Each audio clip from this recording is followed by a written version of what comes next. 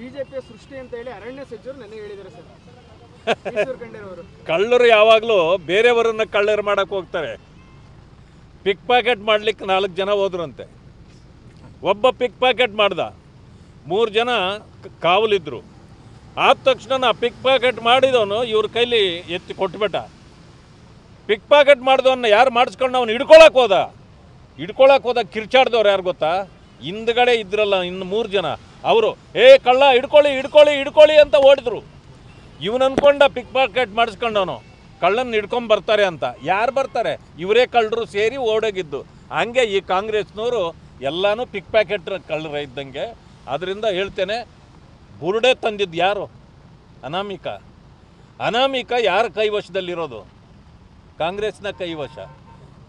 ಕಾಂಗ್ರೆಸ್ನ ಕೈವಶದಲ್ಲಿ ಮತ್ತು ಎಡಪಂಥೀಯರ ಕೈವಶದಲ್ಲಿ. ಇವತ್ತು ಯಾರು ಮನೆಯಲ್ಲಿ ಇಟ್ಕೊಂಡಿದ್ದಾರೆ ಅವ್ರನ್ನ? ಈ ಎಲ್ಲವನ್ನು ಯೋಚನೆ ಮಾಡಿದರೆ ಖಂಡಿತವಾಗಿಯೂ ಇಲ್ಲಿ ಕಳ್ಳರು ಯಾರು ಅಂದರೆ, ಇದನ್ನು ಮಾಡಿಸಿರೋರು ಯಾರು ಅಂದರೆ ಕಾಂಗ್ರೆಸ್ನವರು ಮತ್ತು ಎಡಪಂಥೀಯರು. ಯಾವ ರೀತಿ ಕಾಲು ತೊಳೆತಕ್ಕೆ 11 ಜನ ತೀರ್ಕೊಂಡಾಗ ಪೊಲೀಸರ ಮೇಲೆ ಹಾಕಿ ಕೈ ಚೆಲ್ಲಿದ್ರು ಕಾಂಗ್ರೆಸ್ಸು, ಅದೇ ರೀತಿ ಇದನ್ನು ಕೂಡ ಈಗ ನಿನ್ನೆಯಿಂದ ಶುರು ಮಾಡಿಬಿಟ್ಟಿದ್ದಾರೆ. ಏನೂ ಸಿಗಲಿಲ್ಲ ಅಂದಿದ್ದ ಕಾರಣಕ್ಕೆ ಈಗ ಯೂಟರ್ನ್ ನೋಡಿ ಶುರು ಮಾಡಿದ್ದಾರೆ. ದಿನೇಶ್ ಗುಂಡೂರಾವ್ ಹೇಳ್ತಾರೆ, ಹೌದು ನಮ್ಮ ಮೇಲೆ ಒತ್ತಡ ಹಾಕಿದ್ರು ಎಡಪಂಥೀಯರು, ಅದರಿಂದ ನಾವು ಕೊಟ್ರಿ ಅಂತ ಅವರೇ ಹೇಳ್ತಾರೆ. ಅದನ್ನು ನಾವು ಯಾಕೆ ವಿರೋಧ ಮಾಡಬೇಕಾಗಿತ್ತು? ಒಂದು. ಎರಡನೇದು, DK ಶಿವಕುಮಾರ್ ಅವರು ಹೇಳ್ತಾರೆ ಇದರಲ್ಲಿ ಭಾಳ ಷಡ್ಯಂತ್ರ ಇದೆ ಅಂತ.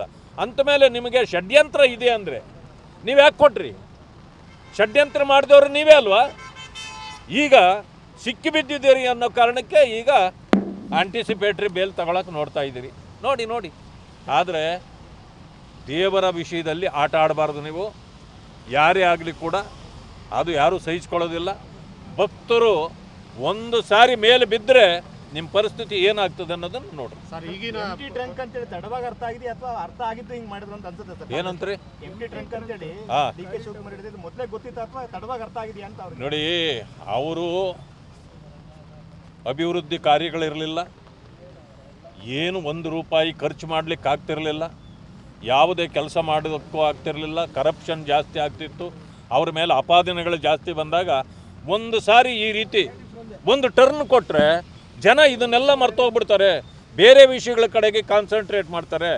ಆವಾಗ ನಾವು ಬಚಾವಾಗ್ತೀವಿ ಅನ್ನೋ ಉದ್ದೇಶಕ್ಕೆ ಇದನ್ನು ಬಳಸ್ಕೊಂಡ್ರು. ಈಗ ದೇಶದಲ್ಲಿ ಹೇಗೆ ಮಾಡ್ತಿದ್ದಾರೆ?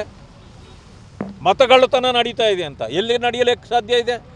ಯಾರ್ಯಾರಿಗೆ ಮತ ಹಾಕಬೇಕೋ ಅವ್ರಿಗೆ ಮತ ಅವರೇ ಜನ ಹಾಕ್ತಾರೆ ಅಂಥವ್ರು. ಆದರೆ ನಿಮ್ಮ ಮುಖ ನೋಡಿ ಓಟ್ ಹಾಕ್ಲಾರ್ದ ಜನರನ್ನ ನೀವು ಮತಗಳ್ಳತನ ಅಂತ ಮಾಡಿದರೆ ಇದಕ್ಕೆ ಯಾರೂ ಎದುರ್ಕೊಳ್ಳೋದಿಲ್ಲ, ಬೆದರ್ಕೊಳ್ಳೋದಿಲ್ಲ. ಎಲೆಕ್ಷನ್ ಕಮಿಷನ್ ಬಿಜೆಪಿ ಕಮಿಷನ್ ಕೆಲಸ ಮಾಡ್ತಿದೆ ಅಂತ ಕಂದಾಯ ಸಚಿವ ಕೃಷ್ಣ ಬೈರೇಗೌಡರು ಹೇಳೋರು. ನೋಡಿ, ಕಾಂಗ್ರೆಸ್ಸಿನ ಸಂಸ್ಕೃತಿ ಇದು. ಯಾವಾಗ ನಿಮಗೆ ಜನ ಮನ್ನಣೆ ಕೊಡಲಿಲ್ವೋ ಅದನ್ನು ಈ ರೀತಿ ಹೇಳ್ತಕ್ಕಂಥದ್ದು. ಹಾಗಿದ್ದರೆ ನೀವು 60 ವರ್ಷ ಆಡಳಿತ ಮಾಡಿದಾಗ ಒಂದು ಎಲೆಕ್ಷನ್ ಕಮಿಷನ್ ಇದೆ ಅನ್ನೋದು ಯಾರಿಗೂ ಗೊತ್ತಿರಲಿಲ್ಲ. ಯಾರು ಚುನಾವಣೆ ಮಾಡ್ತಾರಂದರೆ ಕಾಂಗ್ರೆಸ್ಸೇ ಚುನಾವಣೆ ಮಾಡ್ತದೆ ಅಂತಿತ್ತು. ಅಂದರೆ ಆವಾಗೆಲ್ಲ ನೀವು ಇದೇ ಬಳಸಿದ್ರಲ್ಲ. ನೀವು ಮಾಡಿದ ಕಳ್ಳತನವನ್ನು ಈಗ ನಿಮಗೆ ಜ್ಞಾಪಕ ಬಂದು ನಮ್ಮ ಮೇಲೆ ಹಾಕಲಿಕ್ಕೆ ಪ್ರಾರಂಭ ಮಾಡಿದ್ದೀರಿ. ಮಾನ್ಯ ಡಾಕ್ಟರ್ ಪರಮೇಶ್ವರ್ ಒಂದು ಮಾತು ಹೇಳಿದ್ದಾರೆ, EVM ಬರೋವರೆಗೆ ಒಬ್ಬರೋ ಇಬ್ಬರು ಬೂತ್ ಒಳಗಡೆಗೆ ಹೋಗಿ ಎಲ್ಲ ಮತಪತ್ರಗಳನ್ನು ತಗೊಂಡು ಓಟ್ ಹಾಕ್ಬಿಡ್ತಿದ್ರು, ಬೂತ್ ಕ್ಯಾಪ್ಚರ್ ಮಾಡಿಬಿಡ್ತಿದ್ರು. EVM ಬಂದ ಮೇಲೆ ಈಗ ಹಂಗೆ ಮಾಡೋಕ್ಕಾಗೋದಿಲ್ಲ ಅಂತ ಈಗ ಅವ್ರಿಗೆ ಕೊಡಿ ಉತ್ತರ. ನೀವು ಕಾಂಗ್ರೆಸ್ನವರೇನೆ, ಅವರು ಕಾಂಗ್ರೆಸ್ನವರೇ ಉತ್ತರ ಕೊಡಿ. ಇದು ಯಾರೂ ಏನೂ ಮಾಡೋಕ್ಕಾಗೋದಿಲ್ಲ. ಈಗ ಅವರ ಮುಖ ಮುಚ್ಕೊಳ್ಳೋಕ್ಕೆ ಈ ರೀತಿ ಅವರು ಮಾಡಿದ ತಪ್ಪುಗಳನ್ನು ಮುಚ್ಕೊಳ್ಳಲಿಕ್ಕೆ ಈ ರೀತಿ ಅಪಾದನೆಗಳನ್ನು ಮಾಡ್ತಿದ್ದಾರೆ. ಧನ್ಯವಾದ.